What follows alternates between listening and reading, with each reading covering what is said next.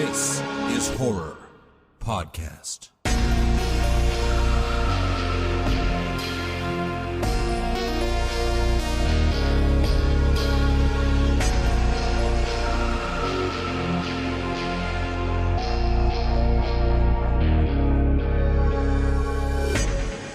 Welcome to This is Horror, a podcast for readers, writers, and creators.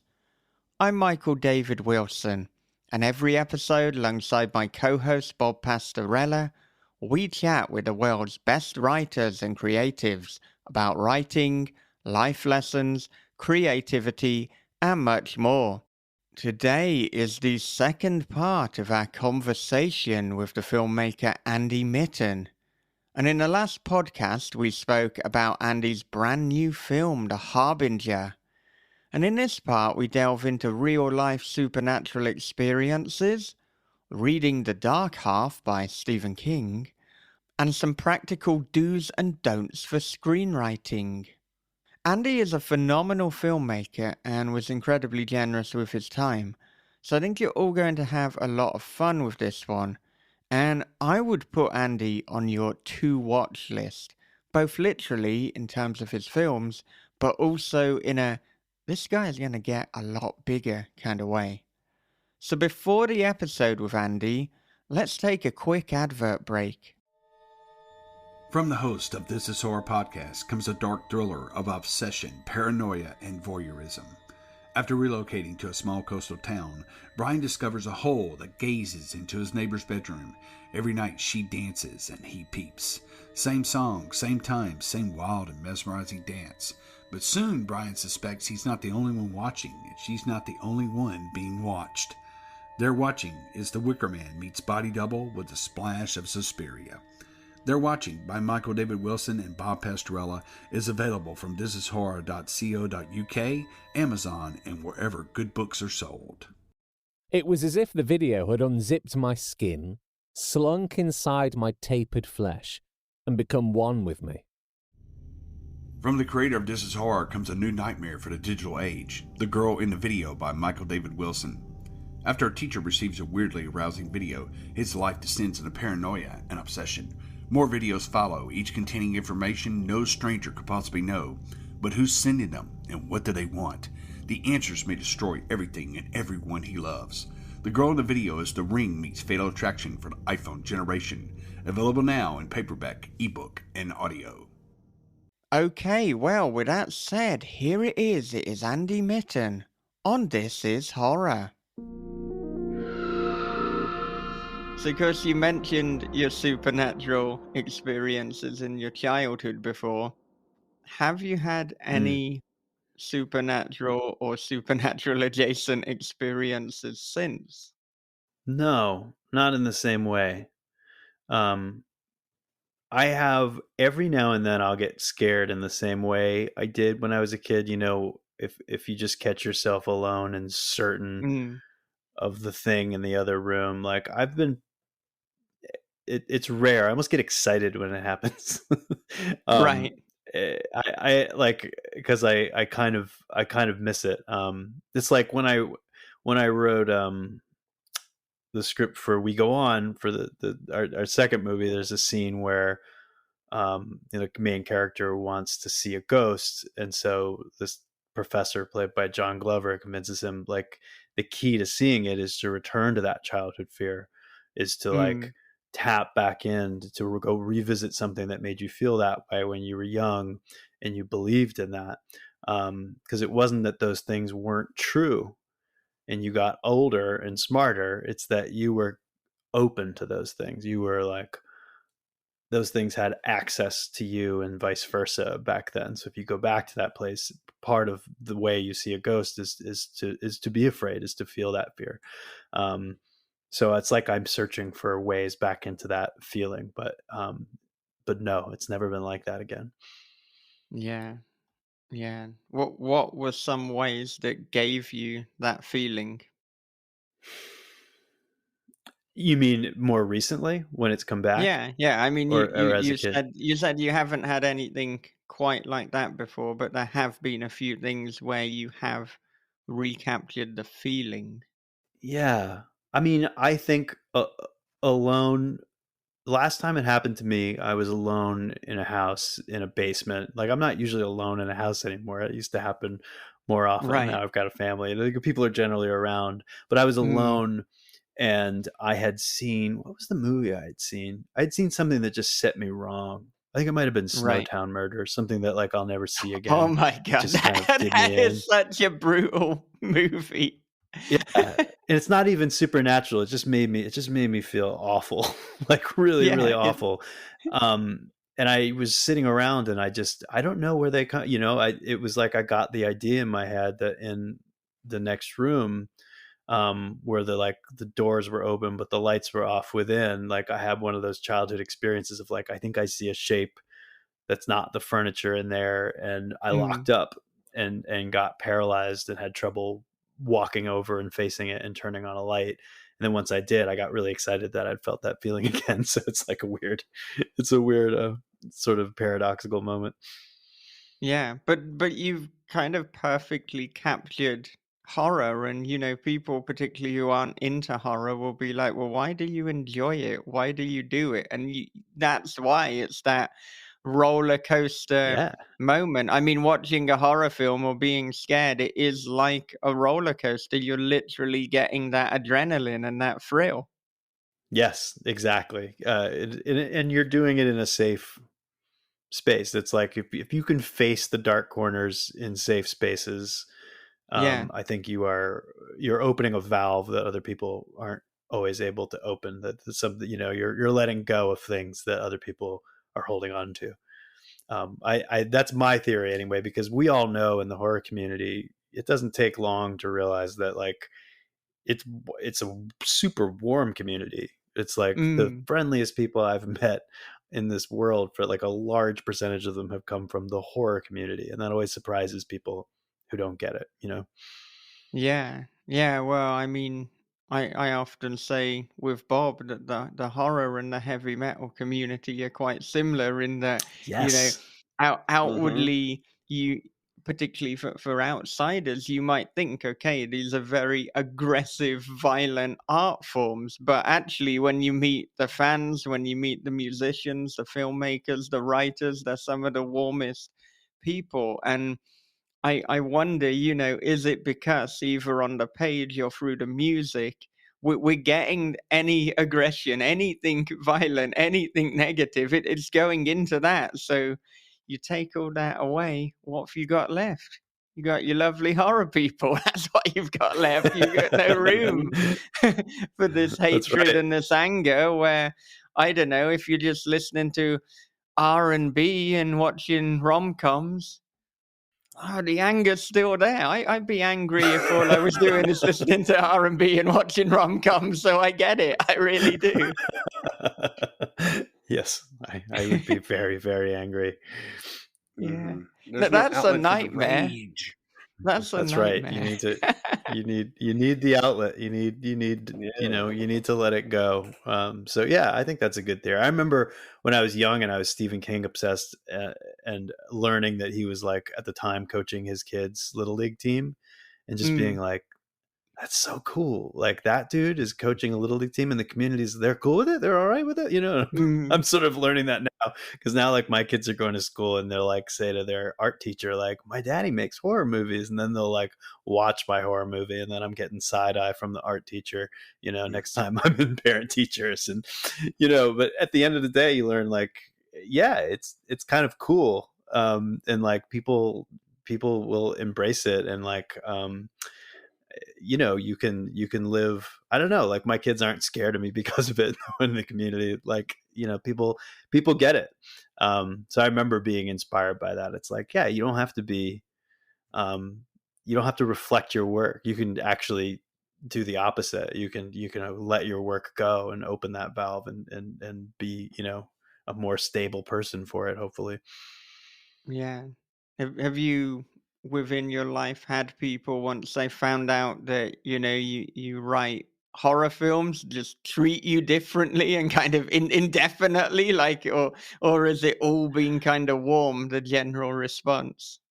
That's only in a very few cases have that happened. Mm, Mostly, I meet a lot of people, including like people in my own family, some of the closest people to me in the world, it's just not their thing. And it's Yeah. totally cool. Like, like I'm the first to like, whenever I encounter that, I take the pressure off as fast as I can. I'm like, look, please don't like there's no pressure to ever see anything that I could Yeah. do, and it doesn't affect our relationship and our friendship. It's not for everybody. But then I also, like most people get it at that point. They Mm. know, people understand that the Grand Canyon between fiction and nonfiction. And, if I'm out there actually, like, I get when people say, like, I've had people say to me, like, this is a rough world. Like, why do you want to put negative imagery into this world that already feels like, a struggle? And it's like, I get it, but I don't think of it that way. Whatever that No. image was, it was made by this group of people who are artists who are collaborating to make that image. And it was made with care and craft and love at the end of the day, no matter what it feels like in the context of the story. That's what the image actually is. So that's how it will always feel to me. Right. And I think, that there's a lot of hate and a lot of negativity already in the world. What we're not putting more negative things in. What we're actually doing is we're already taking negative things that exist and we're making them more palatable. So we're taking something that is evil or is bad or is negative, and we're somehow creating and crafting beauty out of it. So we're making the world a more loving place, a more palatable place. So it's actually the opposite as to what they are misconceiving it to be. Yes. Yes. Very well put. Exactly. All right, that's that then. I'm glad that we've Can you get my bell? we've Yeah, I'm nodding. sorted that out once and for all. Wow. I'm always so conscious of like how do I segue this, that sometimes you just can't smoothly segue. You just gotta jump into something. And I want to jump back to going for the plague doctor figure in the Harbinger, which it is obviously so iconic and incredibly apt for a film set during COVID-19. That there's also an Hmm. interesting, like, mild kind of juxtaposition of cultures, I suppose, because of the plague doctor originating from Europe and this being set in America. But in terms of deciding to go with the plague doctor, was that again something early into the process that, I have to have this, or did this come later on? Because of course, the demonic presence, as it were, can take any form. Right. Yes. And that's key. Not that I'll ever make a Harbinger 2, but if I did, that would be, no way he comes back in the same form. That's no fun. It Yeah, would be yeah. a completely different entity, right? Who can play the same tricks, and Mm, I'd be super interested in that. But mm, um so that element was key to me, but it was, yes, it was an early idea. It really, most of this story came to me in one night. It's always, well, I'm a pacer. I'm like, that's what I do. I don't know about you guys, but I like to sit down when I know what I'm doing, and up until then I am mm, back and forth. It's just like walking a maddening line back and forth. mm, um and I just had one of those nights where it was all clicking together, and that, I mean, I debated with myself a little bit. I knew the plague doctor was a little, it's not the subtlest thing I could choose, but I also, uh, I wanted a chance to sort of take something that felt familiar and make it distinct. mm, So the challenge was to create a design and a mask that took it a little bit out of the places it might be dated, like you mentioned. Like, for mm, instance, swapping out the wide brim hat that you often see for mm, the cloak and the hood, and something that felt a little bit more ancient. That's what I really wanted to feel, a sort of ancient timelessness mm, to this entity. And then I worked with Myung Hui Park, who designed the mask to sort of, we actually chose a bird that had the right beak profile. It was a mm, California thrasher. Oh. And we extended it as far as we possibly could while making it wearable for Mm. Jay Dunn, who was wearing the mask. The actor who plays the building manager is also the Harbinger in the movie. And so it was this collaboration, but like the reason I decided to embrace it was in part because I knew he was also going to be the designer, sort of the director of these dreams, so that I wouldn't Mm. completely be dependent on my masked bad guy as the single source of fear. That he would have Mm. other characters that he plays, he could speak in other voices. He's ultimately a designer and a trickster, and that gave me a much more sort of interesting playground to work in. Yeah, there was something else too that really kind of stuck out to me. And if this is a spoiler, we can cut this part out if you feel like this is a spoiler. But Mo with the sparrow, this is really kind of coming full circle to your first experience with Stephen King with the sparrows and the dark half Yes, totally. and the harbingers, because they are harbingers.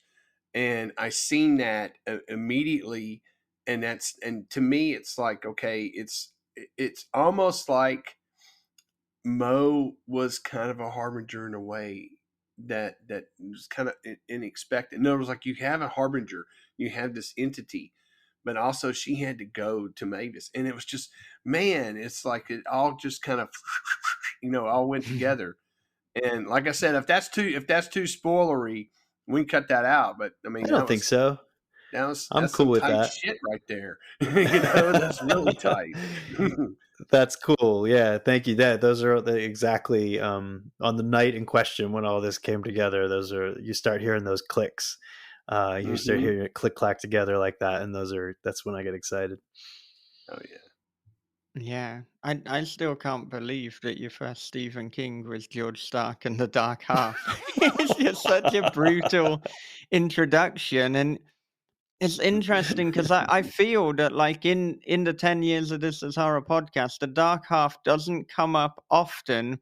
But in October, when I was talking to Matthew Holness, who you might know as Garth Yeah. Marenghi from Garth Marenghi's Dark Place, he was talking about fond memories of the Dark Half as well. And it's like, what are the chances? I guess just like, the really discerning writers, it's like, oh, they didn't jump in with any of this like Carrie or Pet Cemetery or The Boy Who Loved Tom Gordon. It's like, or is it the girl? I don't know. Someone loved Tom Gordon. I've forgotten. I need more coffee. But you jumped in with the Dark Half. Here we go. Yep, right into the deep end for sure. But it's also like, it's I think it's attractive to writers, that story too, because it's about writing. It's one of those stories that's like really appealing if that's part of your sensibility too. Mm, This idea, and when you explore, I mean, that's like, it's the same theme as The Exorcist at the end of the day. yeah. I've always been attracted to anything that's about the duality of man. That's probably my favorite theme. That and just time, like wrestling with time. Those are the things that I tend to return to. So the Dark Half, I think, spoke to that. Yeah, yeah, and there's like quite a bit of wrestling with time because of the nature of the Harbinger, and there's some scenes that are very obviously messing with time again. Can't really get into them without properly spoiling it, but that Yeah. is certainly something that comes up, and I mean, something that I think we have touched on is obviously because we're talking about nightmares and these things happening during the nightmare, and then you play around with the idea of waking up, but then waking up and now you're in another layer. This is like Inception style. It's like, no, I've just woke up in another nightmare. And I mean, that's terrifying because if you think about it too long, it's like, well, hang on, is this life I'm having just a really fucking long dream? Am I gonna wake up Right. from Yeah. from this? It's like, oh, and yeah, that's what happens when you die, like 80 or 90 years later. Oh, and I'm awake. I just dreamed a Yeah. lifetime. Yeah. Yeah, Totally. I used to think about that a lot. yeah, yeah. But I mean, since we're talking about nightmares and we're talking about fear. What is it that frightens you? Cockroaches. Let's give you a very simple answer. There's Just a on few the of them here. on the Not in my yeah apartment, but in Japan, to clarify. on the pure like immediate visceral level, cockroaches are my Mm, biggest fear outside of the heavy emotional stuff. The heavy fears are the ones that I write about usually. mm, So, the last two things I've written about, I think my fear as a parent of like, bringing kids into mm, a world I'm not so certain of, and at what point you stop lying, and those things scare me. I think I'm one of those writers that's sort of been low key writing about like a slow burning apocalypse. Like I feel those things, and I've always been interested in those. So on the deep dark levels, that's where I mine, and that's where I think those are the things that tend to run through the pathways of the stories that I'm telling. But if I'm just dead honest, it's cockroaches, man. I mean, it's that last segment in Creepshow. Mm-mm.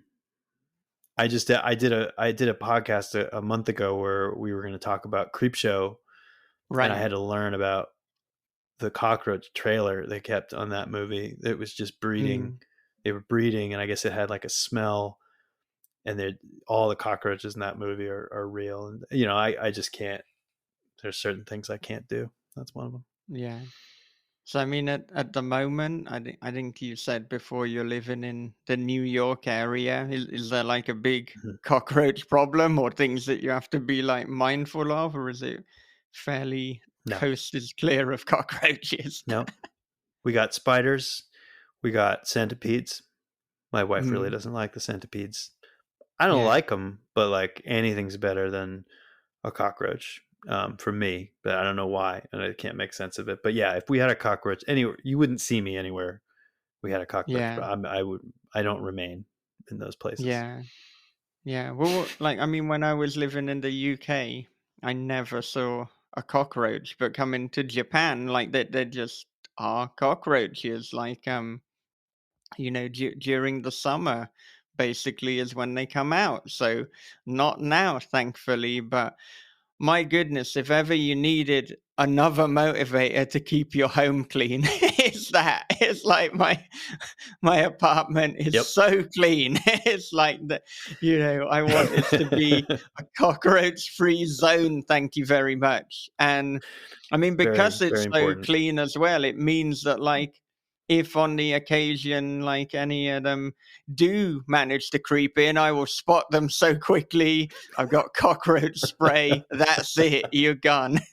Um, yeah, I could talk We got about cockroaches for a while, but the biggest problem is like you can keep it clean, but then if your neighbors don't, then like there are a few in the area now. They have a look in my apartment. No, don't look in here. There's nothing for you to Yeah. see. There's nothing but As death. soon as This there's a is few the of them harbinger anywhere. apartment for you. Yes. Yeah, yeah. I'm the Ugh. harbinger Come for on. cockroaches.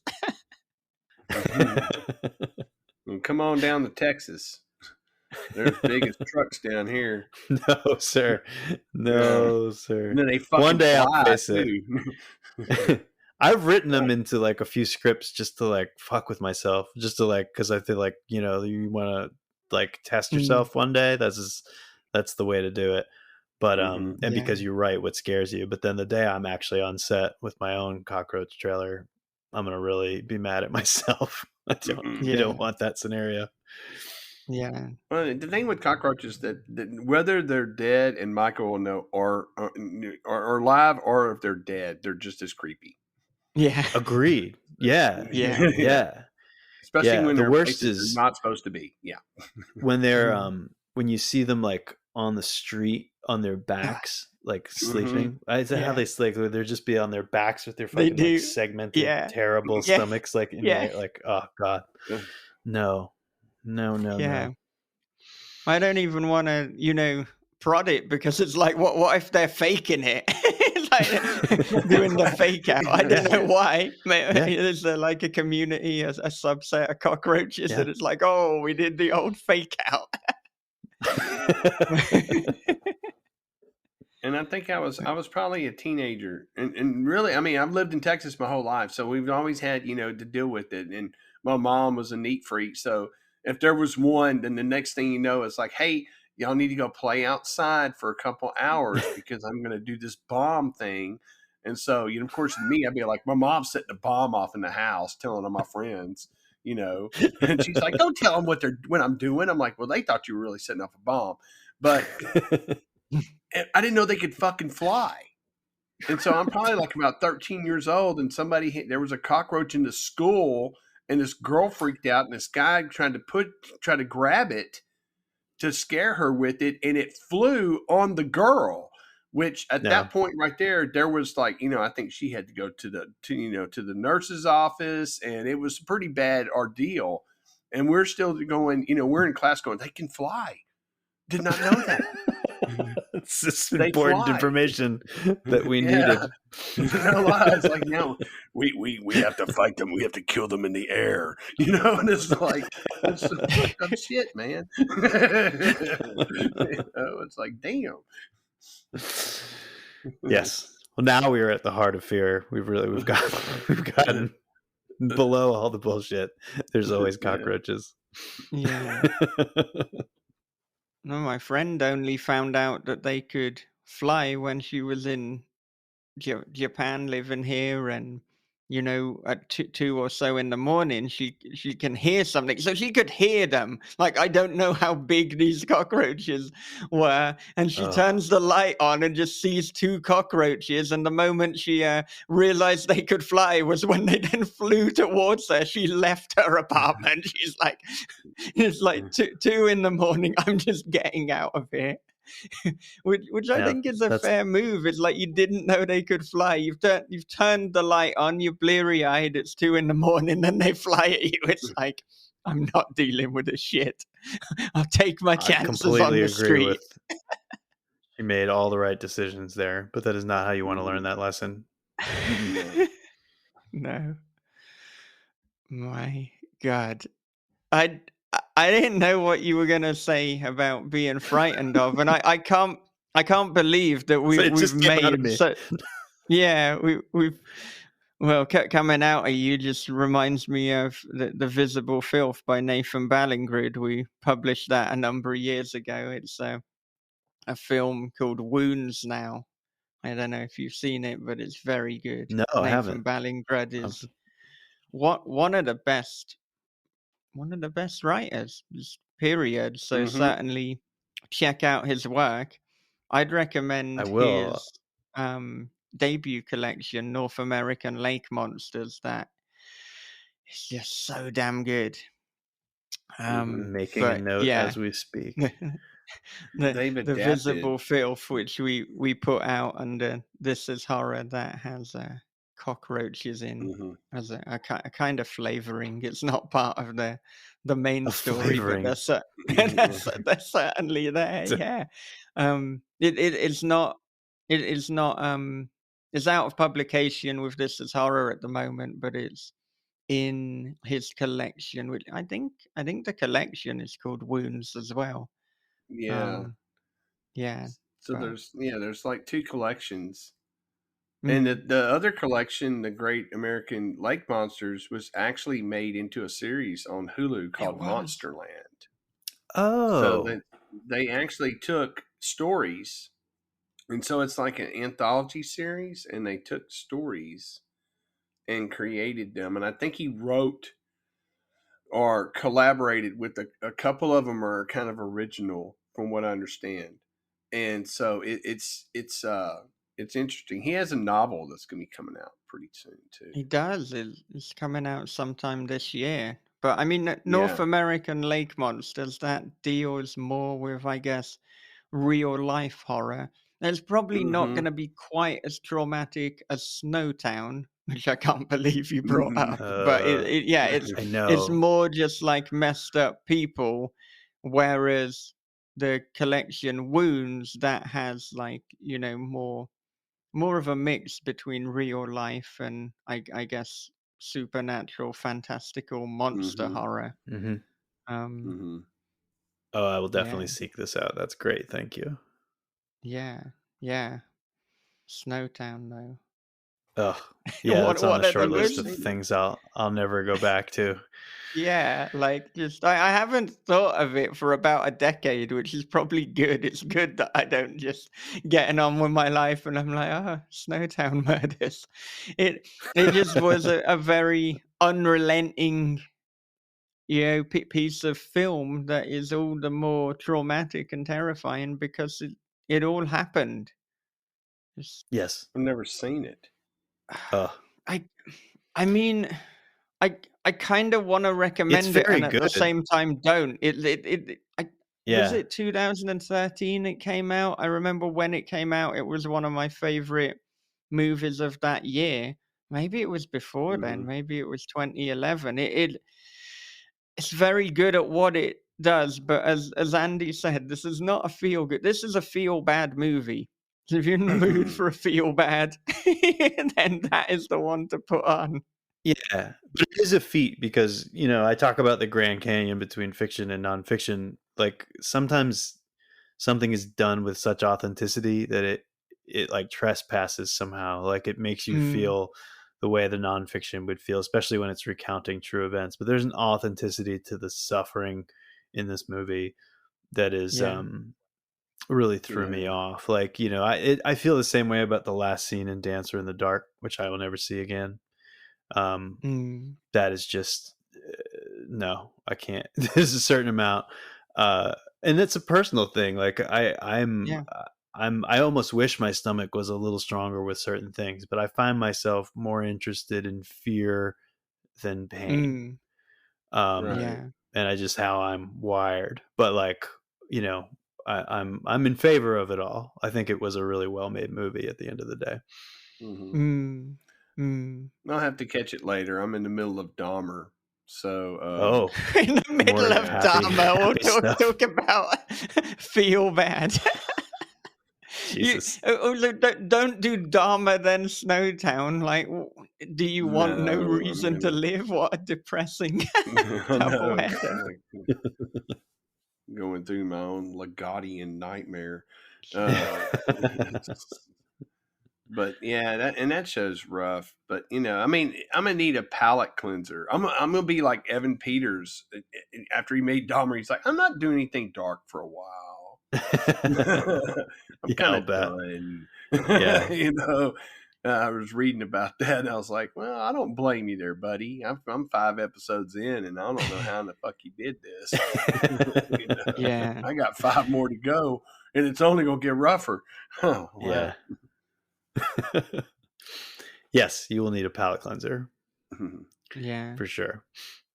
I don't know if this happened to you as well, Andy, but I found after becoming a father that I got more sensitive to like real life horror. So I find things like Dharma, which I haven't watched, I find that more uncomfortable and more difficult. And I Mm, suppose having a child or having children, I don't know, because you're then the protector. It just makes it all so real because of course everyone is somebody's child, and I'm just more yeah. sensitive to that stuff. And like I think as well, before I guess I was also like testing the limits of horror and how extreme it can get. And it gets to a point, which Snowdown is near the top of, where it's like, okay, I guess I completed that. I don't need to test it anymore. That's the answer. Right, I'm Yeah. satisfied. Now let's move back to things yeah, a little bit more fear-based or supernatural, or just Sure. we don't need to see all that detail. Exactly. No, I'm more sensitive than I was, I think. But I think of that as a muscle. Like I remember before I had kids, I think I like Mm, had a talk with myself that was like, all right, now don't you become one of those people who like suddenly can't watch Pet Cemetery just because you have a 3-year-old. Like, come right. on, you're gonna work in horror, you gotta muscle up. So I almost think of it as a muscle Mm, that I want to work on, that I don't want to be. There's a good side of the sensitivity. I do yeah. have movies have more emotional access to me than I used to. I'm more likely to be like wrecked Mm, by a movie Yeah. than I used to be. Like I got wrecked. Oh my God. I just saw, have you guys seen Vortex? I haven't, no. The Gaspar, the new Gaspar, Noah, however you say his No, name. Oh my God, haven't it's seen Dario it. Argento, and I don't know. I just absolutely like. I don't think. I just think I'm like. I've got. Yeah, just more. I'm more emotionally just Mm, vulnerable than I used to Mhm. be. So I find myself affected in a movie theater more often. But like, I don't want yeah. to avoid things.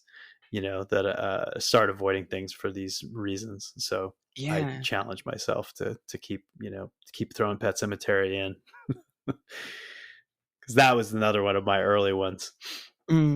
Yeah. Yeah. No, I mean, it's very clear that you had an interesting childhood with the the media that you were consuming. But I mean, the Yes. way that you've described it is exactly the same for me. I mean, I am more emotionally affected. I am probably traumatized more easily, but I still bloody watch these things. Like I know that it's gonna Yeah. affect me more, but I don't stop watching it. You know, the Dharma um, series that Bob is mentioning, I will watch it at some point, but I know what can I say? I'm not feeling Dharma-y today. That day is not today. I'll watch it at some point, but you got to be in a really good place almost to watch that. If you're in a bad place, then you're just compounding misery and depression upon more Yeah. misery and depression. A, Yeah. a weird thing, really, because I suppose a number of people, perhaps not into horror, it's like if you're in a happy mood, you watch something really happy. If you're in a depressive mood, listen to a bit of Radiohead. But for me, it's like, no, if I'm really happy, or now maybe being British as well, let's mellow that happiness down a little bit, throw a bit of Dharma on, just keep those British levels, as they should be. Mm. Yeah. I like that. I like that. Yeah. Yeah, I remember being proud of the population at large when COVID hit and all the numbers right. went up for the movie Contagion. I was like, "Oh, Yeah, really? yeah, I You guys are remember too. you guys are all renting Yeah. Contagion right now?" It's like, good on you. You just run right Mm. into the fire. Yeah. Yeah, Maybe we'll yeah, learn something. Yeah. We might. Right. But I think it also how you feel when you watch a film compared to like how I feel now mm, is that if the film can be emotionally resonating. As I get older, I found myself more affected that way, and I often think, like, say someone wanted to adapt Exquisite Corpse by Poppy Z. Wright. Okay, I yeah, couldn't finish the book mm, because it's stomach churning. But at the same mm, time, if someone went into it and gave it an emotional impact, it would devastate me. No matter Mm. how good it is, if they toned it down, Yes. then it would be an emotionally devastating film. And it would be one of those never see it again, seen Yeah. it, and all that. And I think that that has to do with maturity. I think, and I don't have children, but having children, you start to think differently. But also, as you get older, you become, I guess, more rubbed raw by things, and so it's easy to open up wounds and things like that in your psyche, and allows you to become more emotionally attached. But even though it's probably a film that I would only watch ever one time, I would have felt that that was an experience that I needed to have in my life, Yeah. you know. Yep. And if someone else would be like, nope, can't watch it. Hey, you know what? That's fine. I totally get it. But uh, and I know that there's somebody out there who's probably going to try to bring it to the screen. And all I gotta say is do it justice and make it have an emotional impact. Because I couldn't even get through the book, so I'm damn sure not gonna get through your movie if you gross me mm, out. Yeah. But you don't want to see that punch pulled either, when the power it can, it wields, you want it at full Right. capacity. It's like it's an interesting thing. Very few people can pull that off. Yeah, but like as storytellers, sometimes you ever have the experience where there's a movie that everyone else cannot go back to, but you get excited by just because you get excited by like good storytelling, like. Mhm. As Yeah. like I think a movie like that, like I think of Requiem for a Dream. There's a number of people in my Mhm. life who are like, "Fuck no, never watching Yeah. Requiem for a Dream again." And I'm sort of like, really? That just kind of feels like an engine. There's like an engine in that movie that like Mhm. I never had trouble watching it, even though it went to some dark places because it's so musical and it just Mm. all clicks together for me nicely at the end. So like, I think it was because I'm looking at it sort of with the craft in mind for, that I'm able to get that distance and get excited about, feel a positive charge from a movie that really turns a lot of people off. Mhm. Yeah, I think there's two ways in which we can watch something. We can watch it as a fan and as a casual viewer, but we can also watch something as a creative and looking at almost like seeing like, well, what are the mechanics? What's underneath it? And Yes. so I think, if you're watching Requiem for a Dream as purely just a fan, people fans of it and they're people who are experiencing it, then it's gonna be a pretty uncomfortable rewatch. But if you're watching it as a creative and you're trying to learn from it, then I think you're engaging a different mode. So I think that's probably what it is. I mean, maybe I could rewatch Snowtown if I'm rewatching it purely to see like how is this put together. Yeah, we're almost exercising a different part of the brain to do that. Yes. Mhm. It could be a helpful mode, especially when you're watching something that you don't like but have to watch the rest of. Mm, It's a great mode to have where I'm like, okay, now I'm going to start thinking about like, what the production design, or I'm going to mm. start like breaking down elements and imagine like which departments are sort of seem to be clashing with each other, and like what else could I glean from this. Yeah. And when someone's brutally murdered, just remember, oh, they've just gone for a sandwich. That's all Just that's getting a going on, sandwich. Andy. Yeah. That's right. Yeah. That's it. Well, I mean, Bob mentioned the idea of adapting Exquisite Corpse by Poppy Z. Bright. I think it's one of those novels that would be very difficult to adapt Mhm. because I think a lot of the horror and the grotesquerie comes from it being a book. I think for completely different reasons it would be difficult to do an adaptation of House of Leaves by Mark Danielewski. It would also be difficult to do an adaptation of The Paul Bearers Club. However, if anyone is listening who would like to, please do that. Do commission it. I don't want Yeah, the Paul to the fall out with format on me that because I've said one. it's him. Yeah, yeah. But I, Yeah. I kind of think with any of those books, if they were adapted, it's like you can't do a straight adaptation. You almost have to do a cover version. You're riffing on the themes and creating something that's different, Yeah. and that's uniquely its own. And actually, I think that's why Kubrick's The Shining is fantastic because it is completely separate to King's The Shining. And I know that, he doesn't like it personally, probably because it isn't really that faithful to it. But I think that's when we get the most interesting films and adaptations when it's like, right, Mhm. you're not doing a straight one. You are just riffing on it and you're creating new, separate, interesting art. That's why I think that the television series of The Haunting of Hill House was so good. We didn't need a straight Hmm. adaptation. We've already got a few of those. But what Mike Flanagan did was he took the themes, he riffed on them, he added, a modern day setting and modern day concerns, and Probably it's probably the best thing he's done. Midnight Mass was so good as well, though. He's a Mhm. very competent. That Yeah. is.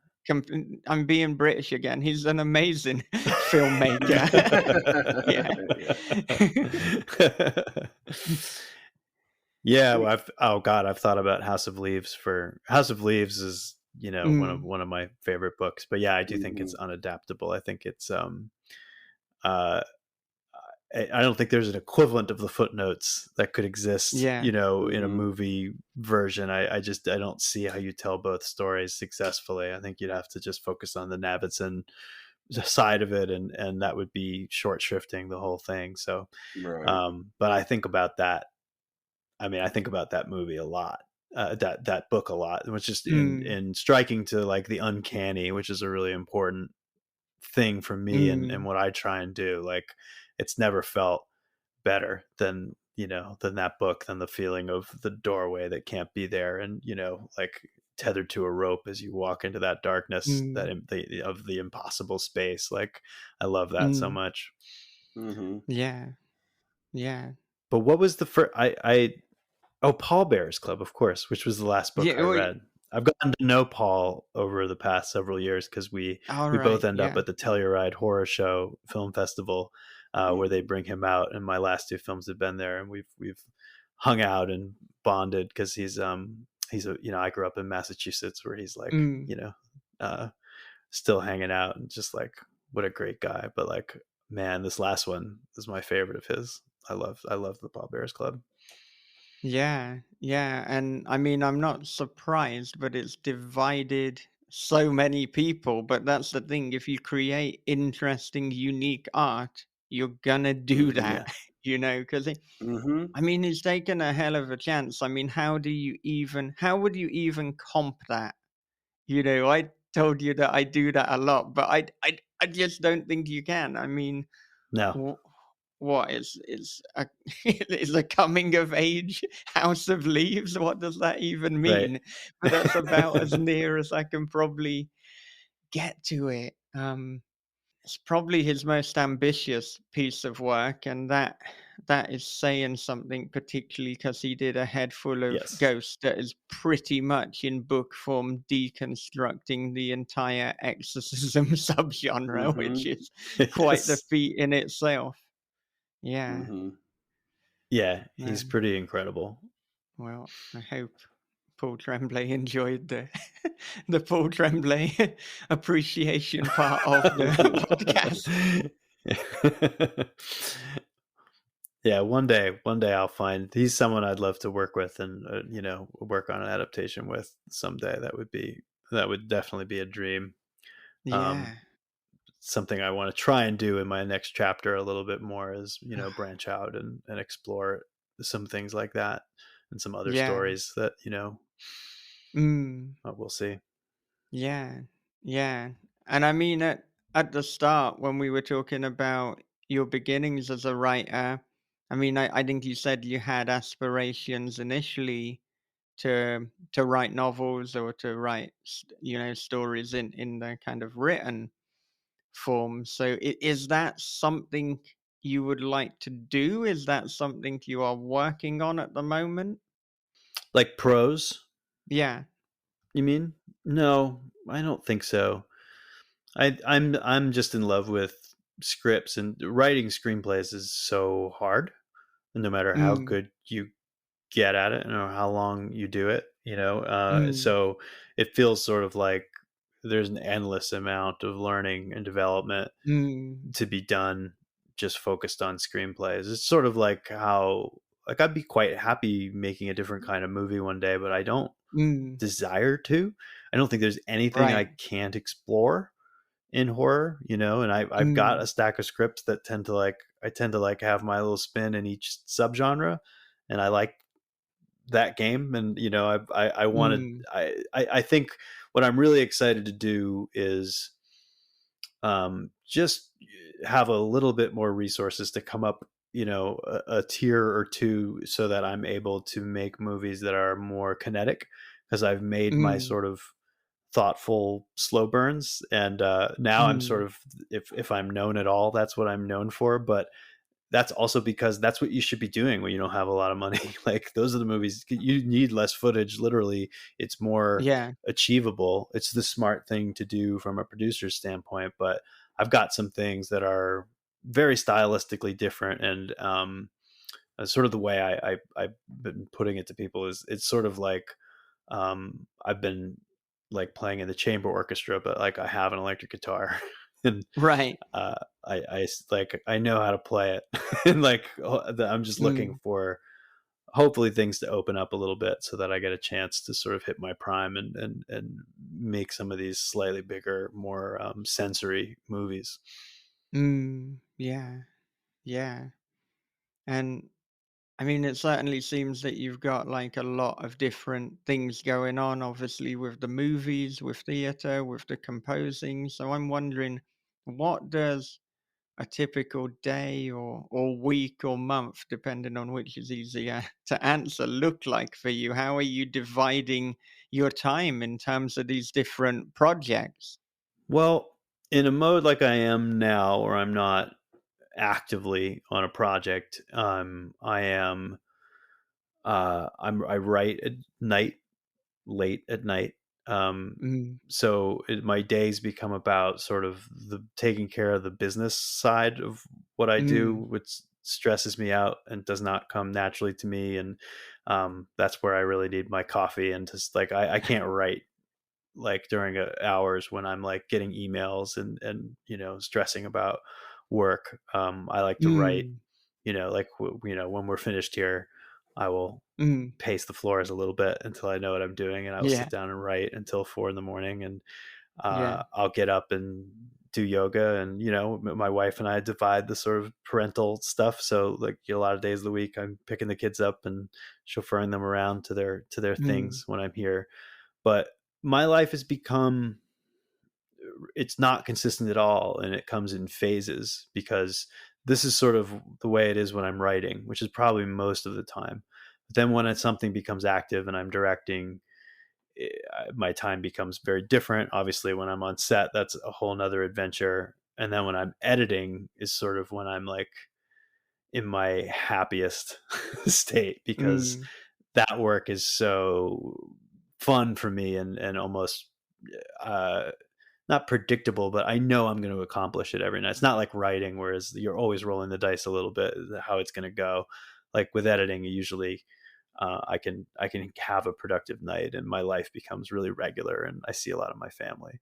So it's just constantly Mm. moving through these seasons, which end up adjusting the timeline, and we just juggle it as we do. And then I'm married to an actor, right? So it like with much Mm. less notice, at any moment she could be like, "See ya, I'm going to Calgary for Yeah. shooting a series Yeah. for like a couple Yeah. months," and that would like I don't know. It's exciting. It keeps us on our toes for sure. But right now it's nice. Like it's nice and regular. And with the Harbinger just having come out, I've got a lot of development possibilities and sort of lines in the water, and I get to sort of spend my days reeling them in, and hopefully things get in the way of each other. That would be the best problem I could have, because to date there's been like 4 years between each movie, and Mm. that's hard. Director, like like it's almost like Yeah. I lost my nerve by the time I show up on day one of my next movie. I'm like, what am I doing again? Like, you can't get your Right. 10,000 hours as a director very easily. As a writer, it's like I know, like I've got my 10,000 hours, and I Mm. know what I'm doing. Yeah. Yeah. You said that pretty much consistently you're writing until 4 a.m. every night? Usually, yeah, yeah. What time are Except you getting up? during When are during the you week, sleeping? When are you I getting up? sleep. I sleep until like 9:30 or 10. I don't need a ton, but like that's except on every Sunday I get up early and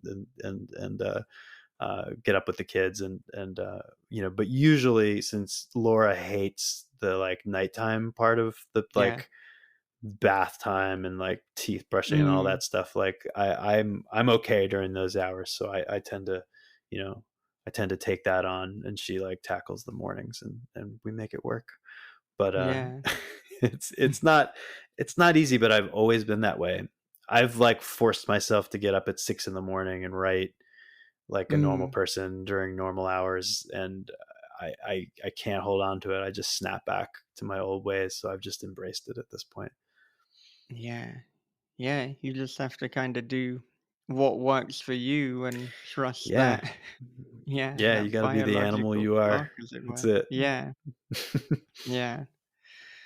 Well, yeah, 10 p.m. till 4 a.m. It's a good chunk of writing time every day. So yeah, I can see how the 10,000 hours is. I mean, how many like screenplays would you say you're like writing a year? um Depends if I'm also making a movie in the same year. If I'm in production, Mm, I'm doing less, but like I can basically write a script once every 3 to 4 to 5 months, depending on how it goes. The Harbinger was fast. It was super inspired. I right.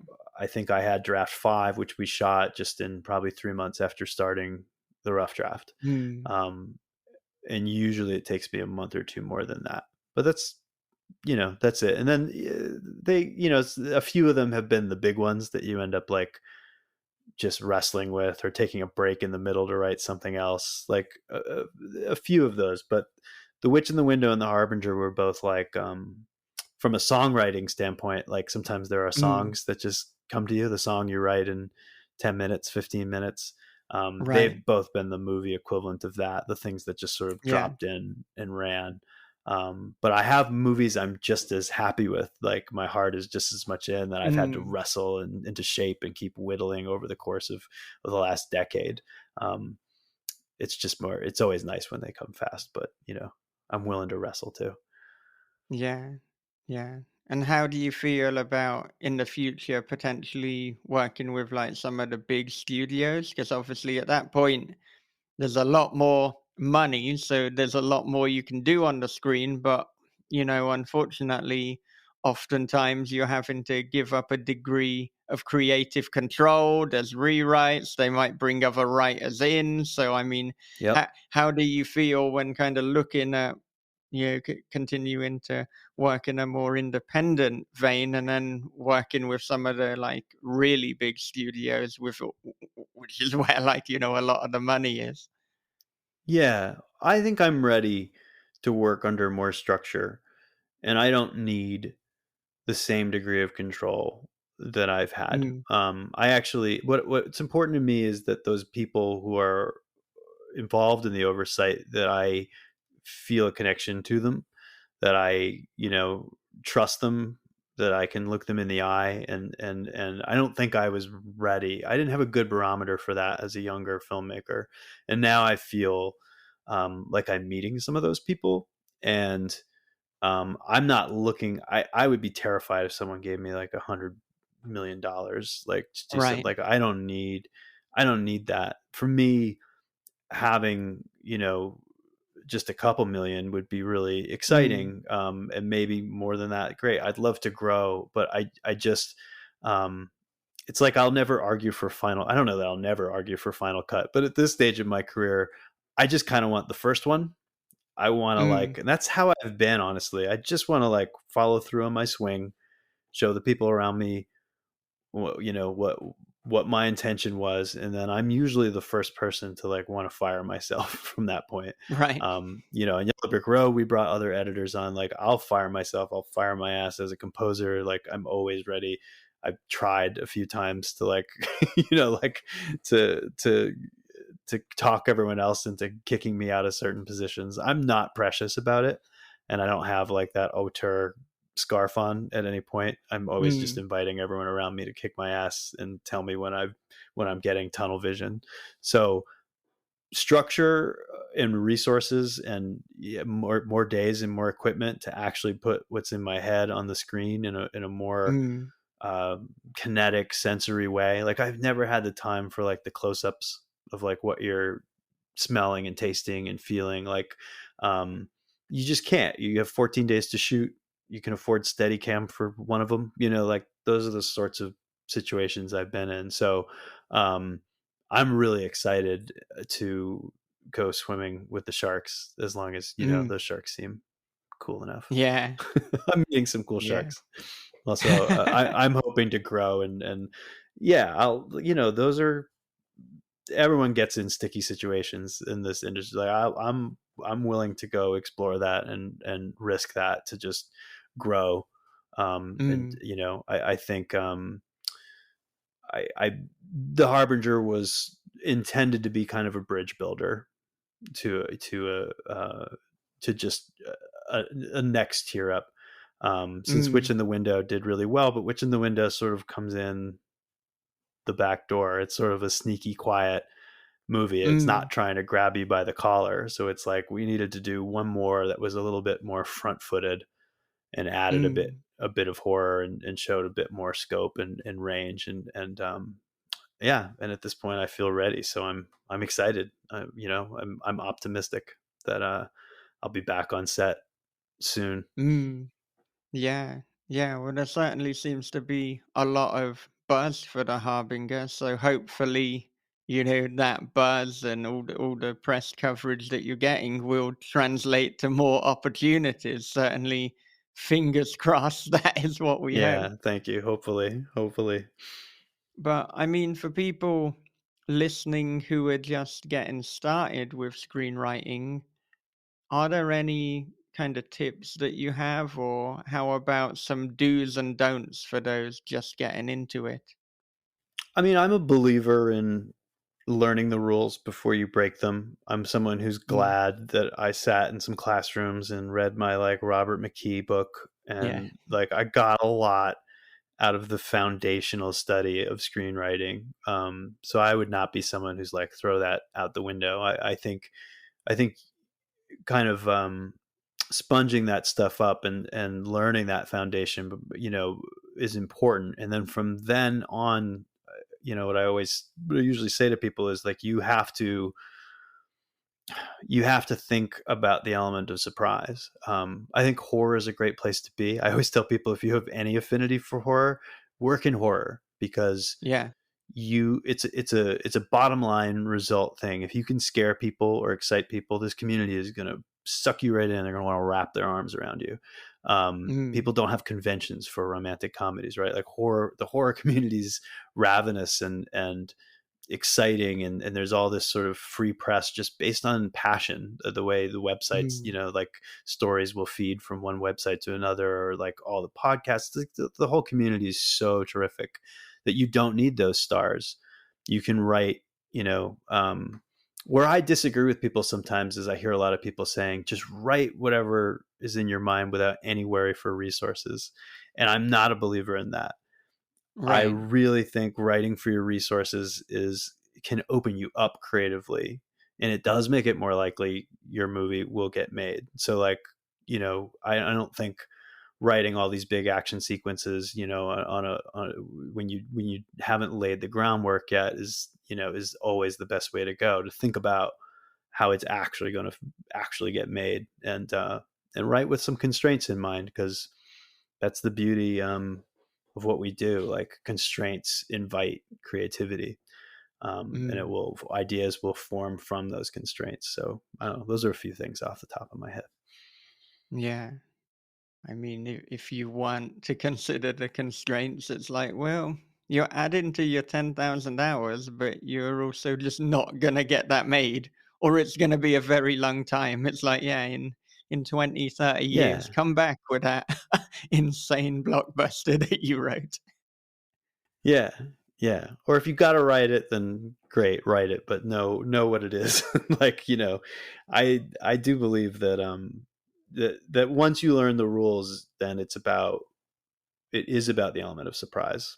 It is about Mm, like that's why I built a whole movie with Witch in the Window based on a moment, is that I knew that that moment would, as an audience member, that would surprise and excite me and stick with me for a very long time. There was a feeling in it that was going to make it rise above the noise and all of the sea of content that exists right now. Like, that's what's the surprise at the center of the movie that people will never see coming, that people will that goes beyond just a good jump scare, that has like mm, some real heft to it. Because you can really, if you have a few of those landmark things, those are starting points, those are building blocks. You can build a whole story around them because those are that is what's special. That those moments and the actors, honestly, which is outside of the writing, but those are the two main elements I think that in the sea of content that exists even at the indie level that will make one thing rise above the thing next to it. Yeah, yeah. Well, what advice would you give to your 18-year-old self? Oh God, I have a lot to say to him. um, I think patience. I mean, it's hard to say that to you because you're not supposed to be patient at that age. But my impatience led to a lot of spinning of my wheels and or energy placed in the wrong directions. But that's all part of how we get to where we're going. So it's hard to imagine. I wouldn't want to, if I believe in the moment I'm in now, I just gotta let him make all the same stupid mistakes, unfortunately. But I think that's the main thing. Like if I had more patience with the craft, I do tend to tell people like, yeah, like work on sets, make your shorts, like have patience, but also like don't wait around forever. Don't wait around. Like you like actually finding at a certain point what got our first movie made was we're not going to wait anymore. Like we have something we believe in. So, okay, let's make a fake website for it. Let's make a fake trailer. Let's do something for free. Let's start to promote it. Let's start getting on our knees and begging for money. And, after a few years of that, we were, in moose country, risking death in northern New Hampshire. Where else would you want Yeah, to be? yeah. Yeah, I mean, you really did bring the 70s horror movie making aesthetic. I mean, literally putting yourself and others in danger. That's how they did it back then. And it's like, well, Mm-hmm. Yes. Yes. Thank God I had good people around me, including Rob Eggers, who was oh, our costume designer on that movie. If you can believe wow, that. wow. Yeah. I don't know what to say to that. Are you still in touch? Well, no, but they the magazine Rue Morgue just did Harbinger was on the cover last month, Mm, and Mike Gingold, who wrote the article, talked to Rob about his time on Yellow Brick Road, and I didn't know it was going to be there till I saw it on the mm, magazine, and I was terrified. I was like, "Oh no, what is he going to say?" Like, thankfully, he was very nice about it. So, like, I have reason to be back in touch. But no, I've just been like everyone else, like I kind of in awe of what he's done. He was a joy to work with. He was like, I know he kind of has this known for being kind of intense or whatever. Or he comes out. He was like an absolute joy the whole time to work with. He was a really like warm, pleasant guy. So I've always just been so excited to see him doing well. I think that's a force of good in the world. yeah, well, thank goodness when you read it, it wasn't like Oh avoid my Andy God, I was Mitton at terrified. all costs. That was the most unprofessional, dangerous environment I've been in. He could have easily But, said that they didn't know what the hell they were doing because a lot of days we didn't. That was the point of being there. But like now, at the end of the day, he was like, I don't know, he's just a really good collaborator, and he's obviously like his meticulousness shone through very clearly, even then. But yeah, yeah, he's just he's really really special. I've been like seeing people like him do really well is like one of the reasons I've wanted to stay in the game. Like if people like Justin Benson and Aaron Moorhead too, who I sort of oh came up yeah, with at a yeah, similar time, like seeing them out there being themselves, being supported, like that gives me hope. So I root for it every time. yeah. Yeah, they're amongst my favorite filmmakers today, and in Yeah. fact, fingers crossed, in a few weeks we'll be chatting with them as well. So that's Oh, coming up great. on this horror. Yeah. So yeah, having quite a few filmmakers on at the moment, which is always good fun, I think. Mm-hmm. Well, thank you so much for spending the last couple of hours chatting with us. This has been a hell of a lot of fun, and Yeah, it's Yeah. nothing but a pleasure for me. Thank you Uh, both. It's like it's just it's fun, and I again I appreciate the support of the movie, and what you guys are doing here in general is just super cool. So I appreciate it. Thank you so much. Well, where can our listeners connect with you? Um, I mean, I am on Twitter. You kind of have to say it in that tone right now, like I'm still there. But at Andy Mitton, I'm there. I've like made a few other accounts for safety, but it's always where I've engaged the most, so there I Mm, remain. And I'm at Andy Mitton 33 on Instagram as well, which I'm getting better about. I try. But that's, I have a website at andymitten.com that I don't update regularly enough, but it's also there. yeah, Those are the places. yeah. And the Harbinger is, at least for audiences in North America, is available through XYZ Films, and something you can get all the places you get movies. And in the UK will be out soon. I think the 23rd. I think it's the 23rd, January 23rd. Yeah, is the release coinciding or like kind of something to do with Fright Fest as well, or have I made that Yeah, up? it's like a Fright Fest presents kind of Ah, label that yeah. Signature Entertainment is doing. It's really Signature that's the distributor, but I guess they're doing like a slate with Fright Fest, which is Mm, really cool. They were yeah. big supporters of the movie, and I got to go out there to London. That was like a really fun trip. Yeah. Yeah, I've been to Fright Fest a few times. It's just a great atmosphere and good selection of films, so Yeah, heartily recommended. And if listeners appreciate the Fright Fest endorsement, then there's just another reason to go out and watch your that's right. film. Hmm. All right. Do you have any final thoughts to leave our listeners with? Uh, God, the pressure. Final thoughts.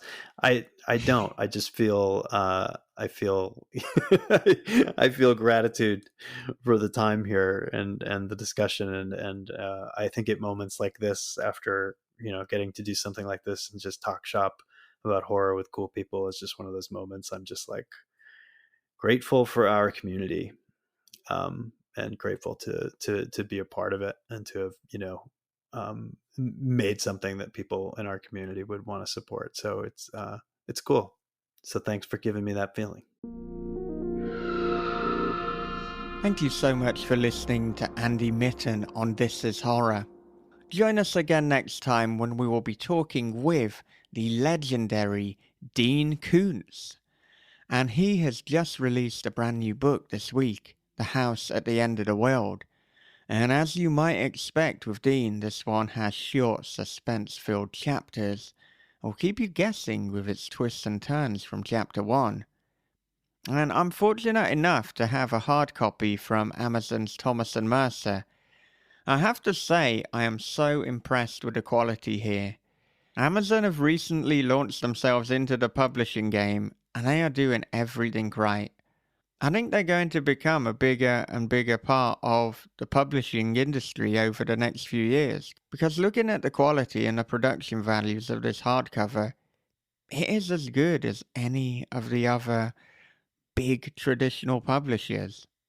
And actually, I want to talk to Dean a little bit about Amazon. That's something we didn't get to in the conversation, but hopefully, if we get him back on again later this year, then we will be able to talk about that. But if you want to hear the conversation we did have ahead of the crowd, and you want to hear all our episodes ahead of the crowd, then please do become our patron at patreon.com/thisishorror. We are making it our mission to reach 200 patrons this year, so we really do need your help. So please, if you can spare just $3, join us, as it would make such a difference indeed. And you'll be able to submit questions to future guests, including the likes of Sina Paleo, Stephen Graham Jones, and Grady Hendrix, to name but three. And there's also a lot of extra content such as the Q&A sessions, Story Unbox, the horror podcast on the craft of writing, and recently we are really taking things up to the next level in terms of the video content. So if that sounds good, head over to patreon.com/thisishorror and see if it's a good fit for you. And if you want to support the podcast and you want to support us on Patreon, but you have something that you would like us to offer, then email me, michael@thisishorror.co.uk. I'm always incredibly receptive to your feedback and to making the things happen that you want to happen, because without you, dear listener, the This Is Horror podcast is nothing. So please do share your feedback with me. Okay, before I wrap up, it is time for an advert break. It was as if the video had unzipped my skin, slunk inside my tapered flesh, and become one with me. From the creator of This Is Horror comes a new nightmare for the digital age, The Girl in the Video by Michael David Wilson. After a teacher receives a weirdly arousing video, his life descends into paranoia and obsession. More videos follow, each containing information no stranger could possibly know. But who's sending them, and what do they want? The answers may destroy everything and everyone he loves. The Girl in the Video is The Ring meets Fatal Attraction for the iPhone generation. Available now in paperback, ebook, and audio. From the host of This Is Horror podcast comes a dark thriller of obsession, paranoia, and voyeurism. After relocating to a small coastal town, Brian discovers a hole that gazes into his neighbor's bedroom. Every night she dances and he peeps. Same song, same time, same wild and mesmerizing dance. But soon Brian suspects he's not the only one watching, and she's not the only one being watched. Their watching is The Wicker Man meets Body Double with a splash of Suspiria. They're Watching by Michael David Wilson and Bob Pastorella is available from thisishorror.co.uk, Amazon, and wherever good books are sold. As always, I would like to end with a quote, and this is from Carl Jung. I am not what happened to me. I am what I choose to become. Something to ponder. Okay, I will see you in the next episode with Dean Koontz.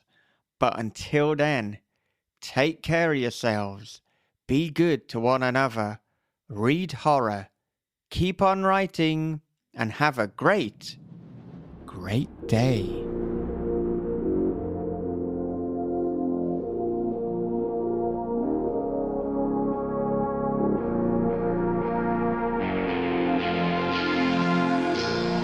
This is Horror Podcast.